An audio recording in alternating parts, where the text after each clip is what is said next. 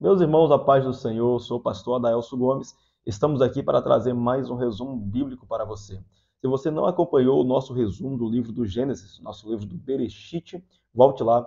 Está tanto em nosso canal do YouTube, quanto também se encontra em nosso Kawai e também no aplicativo do Instagram. Então corre lá rapidamente, vem estar se preenchendo um pouco mais da palavra de Deus. É um vídeo bastante curto, mas eu tenho certeza que vai abençoar a tua vida. E agora também, sem perda de tempo, iremos comentar sobre o segundo livro desta série, que é o livro do Êxodo. É um livro muito abençoado também, e rapidamente, em alguns minutos, vamos fazer este resumo. Mas só um detalhe para você que tem desejo de estar estudando teologia, eu quero te convidar para fazer parte de alguma de nossas turmas, seja do básico, médio, bacharel ou mestrado em teologia.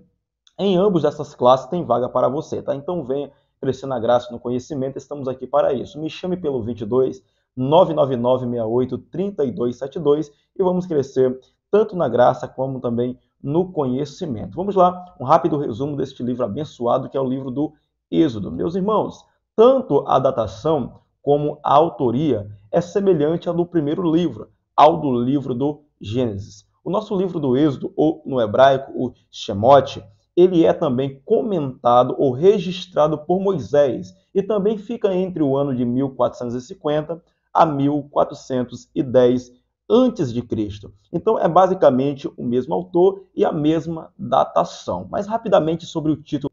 A palavra grega êxodo significa saída, partida, uma referência à saída dos filhos de Israel da terra do Egito. Até então, o povo hebreu, na realidade, né? Isso se encontra lá em Êxodo, capítulo de número 12, versículo de número 37. Rapidamente, meus irmãos, este título ele está basicamente relacionado ao principal evento que acontece no livro, que é a saída do povo hebreu da terra do Egito. Vamos lá. Essa palavra grega, além do título do livro, só aparece duas vezes. É em Êxodo, capítulo de número 23, versículo 16, e também em Êxodo, capítulo de número 19, versículo de número 1. Então, basicamente, aparece três vezes. Uma vez no título e duas vezes no corpo do livro, em Êxodo 23 e também em Êxodo 19. Vamos lá.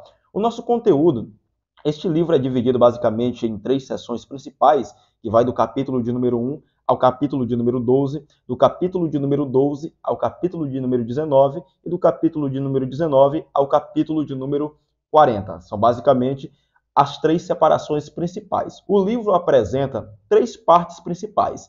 Que primeiro é a opressão do povo hebreu pelo Egito, que vai até o capítulo de número 12, e a partir do capítulo de número 12 ao capítulo de número 19 é a libertação de Israel por Deus, que vai até o capítulo 19, como eu comentei para os irmãos, e a partir daí a promulgação da lei no Monte Sinai. Então, basicamente, é dividido em três pontos principais. Vamos lá, a opressão dos hebreus dentro do Egito, e a partir do capítulo de número 12 vai simplesmente sobre a libertação, que vai até o capítulo de número 19, e a partir do capítulo de número 19 começa ali, meu irmão, as grandes instruções no Monte Sinai. Vamos lá. Primeiramente, a opressão. O que seria esta opressão? Os filhos de Israel, eles viveram em paz no Egito alguns anos após a morte de José, até que se levantou um novo rei, que não conhecera José. Isso relata muito bem, né, meu irmão? Lá no capítulo de número 1, versículo de número 8 do presente livro. Durante muito tempo, pensava-se que esse faraó fosse Ramsés II, mas hoje as evidências históricas e arqueológicas confirmam Amozim, que foi de 1580 a.C., que fundou a 18ª dinastia e expulsou os Ixos. Quem são os Ixos? São os povos semitas, que, segundo defende alguns estudiosos, eles governou o Egito na época de José. Este novo monarca insistiu no propósito de destruir o povo hebreu. Então, basicamente, a opressão foi: depois que José morreu, o povo hebreu ainda vivenciaram um tempo de paz na terra do Egito, mas a partir do ano de 1580 a.C., quando vai estar surgindo este novo faraó, esse Amozins, ele vai basicamente, sem conhecer a história de José, sem conhecer o que este povo estava propriamente fazendo ali, basicamente foram vistos como uma ameaça, um povo que estava em total crescimento e expansão, e viram: olha, é melhor destruir eles antes que eles venham estar crescendo muito e se alinhem a alguns dos nossos inimigos e ajude a tomar esta terra. Então, a partir de então, o povo começou a sofrer pela escravatura no Egito. E a segunda parte aí, a libertação de Israel, que foi basicamente através das pragas, que revelam o poder e a soberania de Deus sobre todas as coisas. Romanos capítulo de número 9, versículo 17, é um texto para enriquecer mais esse conteúdo aí, tá? A morte de todos os primogênitos do Egito pela intervenção divina marcou o início da libertação de Israel. Deus, ele mandou Moisés instituir a Páscoa para ser comemorada de geração em geração em memória deste grande livramento. Êxodo capítulo de número 12, versículo de número 14. Essa festa teve seu pleno cumprimento profético em Cristo, o Cordeiro de Deus que tira o pecado do mundo. João capítulo de número 1, versículo 29, e também 1 aos Coríntios, capítulo de número 5, versículo de número 7. Os judeus comemoram ainda hoje este evento. Então, basicamente, a instituição da Páscoa para os nossos primos judeus, nossos irmãos judeus, né, é basicamente a libertação do povo de Israel do Egito, enquanto para nós é a nossa libertação pelo pecado, através do sangue de Cristo, a libertação do pecado através do sangue de Cristo. Vamos lá, sem perca de tempo, a promulgação da lei. O que é essa promulgação da lei? O decálogo e o tabernáculo são os dois elementos mais importantes da revelação do Sinai. Esses 10 mandamentos são o sumário de toda a lei de Moisés e os princípios vitais para todos os povos ao longo de toda a história. Esses princípios estão presentes na legislação de todos os povos, até a atualidade.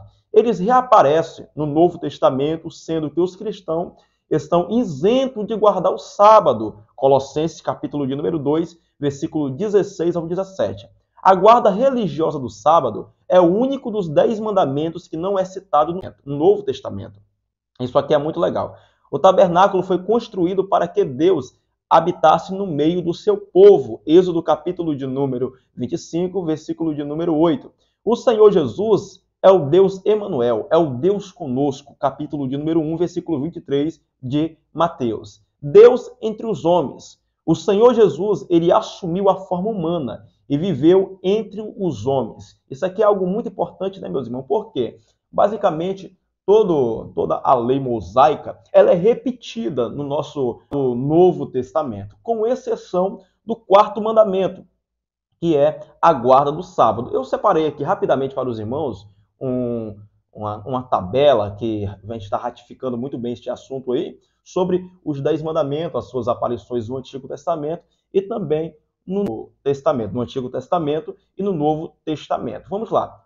Os 10 mandamentos, eles aparecem a partir do capítulo de número 20 do nosso livro do Êxodo, este livro que nós estamos comentando neste presente dia, neste dia que Deus preparou para nós. E também as suas citações são registradas no Novo Testamento de uma maneira riquíssima. Aparecem várias ratificações e é muito importante para o crescimento genuíno da igreja. Então vamos lá. Por exemplo, este primeiro mandamento: não terás outros deuses diante de mim. Ele reaparece no Novo Testamento, lá em Gálatas, capítulo de número 4, versículo de número 8, apontando, obviamente, como uma instrução para a igreja, tá, meus irmãos? O que eu estou falando aqui, essas ratificações que aparecem como instrução para a igreja, tá? Porque tem aparições que aparecem que é simplesmente ainda para o povo judeu, mas aqui não, aqui é para os gentios. Vamos lá.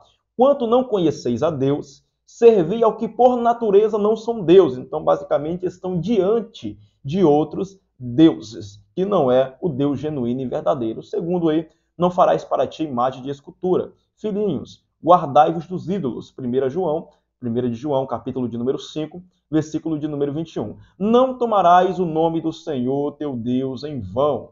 Também isso aparece em Tiago, capítulo de número 5, versículo de número 12. De maneira nenhuma jureis, nem pelo céu, porque é o trono de Deus. 4º mandamento, que é o único que não aparece uma ratificação específica para a igreja no Novo Testamento, que é lembra-te do dia do sábado para o santificar. Não aparece nenhuma ratificação sobre este assunto apontando para a igreja no Novo Testamento. Honrai ao teu pai e à tua mãe. Vai também estar aparecendo em Efésios capítulo de número 6, versículo de número 2, honrai a teu pai e a tua mãe. Não matarás, aparece em Romanos 13, 9, e também não adulterarás, aparece em Romanos 13, 9, não furtarás, aparece em Romanos 13, 9, não dirás falso testemunha contra o teu próximo, aparece em Colossenses, capítulo de número 3, versículo de número 9. Também não cobiçarás, aparece em Romanos, capítulo 13, versículo de número 9. Então, basicamente, esses 9 dos 10 mandamentos aparecem de uma maneira bastante específica para a igreja em todo o corpo do Novo Testamento. Que Deus vos abençoe. Estamos ficando por aqui.